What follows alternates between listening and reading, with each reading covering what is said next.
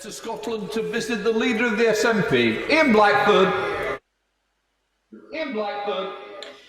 Thank you, Mr. Speaker, and I'm sure you, the Prime Minister, and indeed the whole House will want to join me in marking Srebrenica Memorial Day, which takes place this Saturday and for the first time happening online. We should never forget the terrible genocide that took place 25 years ago. And can I associate myself with the concerns about Tory hospital parking charges? The SNP government abolished them in Scotland 12 years ago, and I would urge the Tory government to do the same so NHS workers and patients will not be penalised.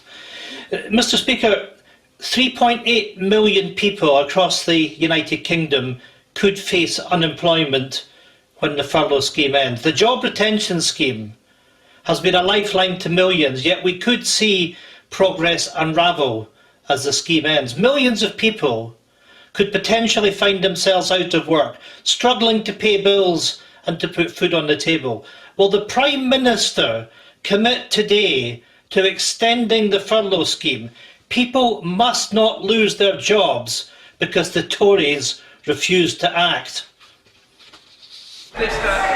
Mr. Speaker, I think most people looking at what has happened in the UK over the last 3 or 4 months around the world have been overwhelmingly impressed by the way that we, as a government, have put our arms around people. £164 billion invested in jobs, in incomes, in supporting people. It's been a massive, massive effort. I think, Mr. Speaker, and I know that a lot of people in this House would agree with me, I think that you cannot go on forever with a furlough scheme that keeps employees in suspended animation in the way that it does. We need to get our economy moving again. That's what I think the people of this country want to see in a sustainable and cautious way. And I would just remind him, I'm sure he's constantly saying this, I would just remind him that the reason the job retention scheme has worked, the furlough scheme has worked, is because of the power and the efficiency of the UK Treasury.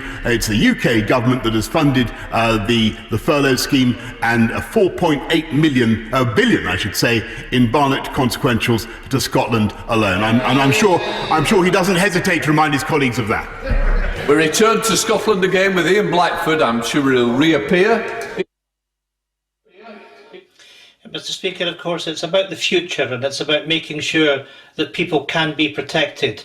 Just this week, we've seen Spain look to extend their furlough scheme into 2021. Research has shown that prematurely ending the job retention scheme risks higher unemployment and weaker productivity, with a potential loss of up to £50 billion to GDP. The Resolution Foundation are calling for £3 to £5 billion to be spent on extending furlough payments for the hardest hit sectors, and the TUC are warning of the effect of ending the furlough scheme early would have people that are shielding in difficulties. Mr. Speaker, this is about not throwing away the benefits that we have accrued.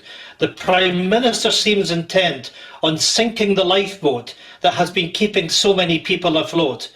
If the Prime Minister will not extend the furlough scheme, will he give Scotland the powers so we can do it ourselves?